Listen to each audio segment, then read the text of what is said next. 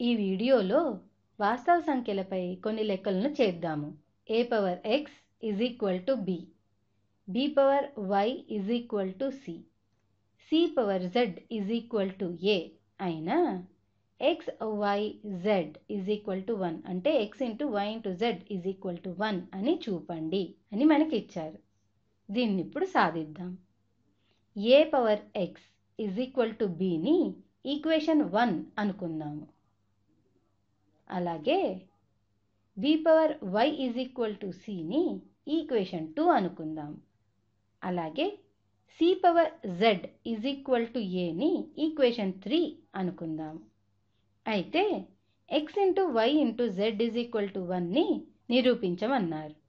సరే, ఈ లెక్కను ఎలా మొదలు పెట్టాలో తెలుసా? ఈక్వేషన్ 2 నుండి c విలువను ఈక్వేషన్ 3లో ప్రతిక్షేపిద్దాము. సరేనా?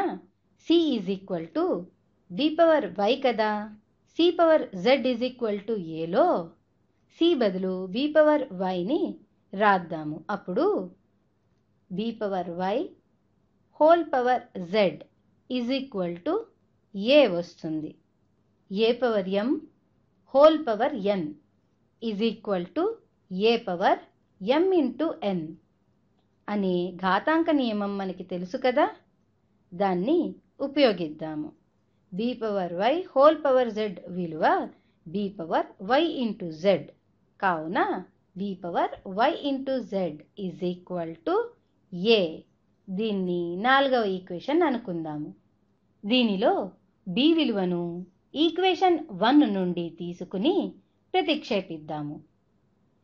b is equal to a power x అని ఇచ్చారు కదా, దాన్ని b power yz is equal to a అనే 4th ఈక్వేషన్లో ప్రతిక్షేపిద్దాము.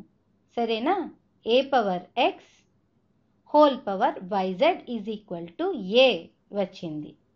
మళ్ళీ a power m whole power n is equal to a power m into n అనే ఘాతాంక నియమాన్నే వాడితే a power xyz is equal to a అని వచ్చింది. ఏని a పవర్ 1గా రాయొచ్చు కదా. సమన్వయంలో భూములు అంటే బేసెస్ ఒక్కటే అయితే ఘాతాంకాలను సమానం చేయవచ్చు కదా. కావున xyz ఈజ్ ఈక్వల్ టు 1 వచ్చింది. ఇదే మనం నిరూపించాల్సింది. వచ్చే వీడియోలో మళ్ళీ కలుద్దాం. ఈ క్రింది ప్రశ్నలను సాధించినట్లయితే మీకు మరింత అవగాహన వస్తుంది.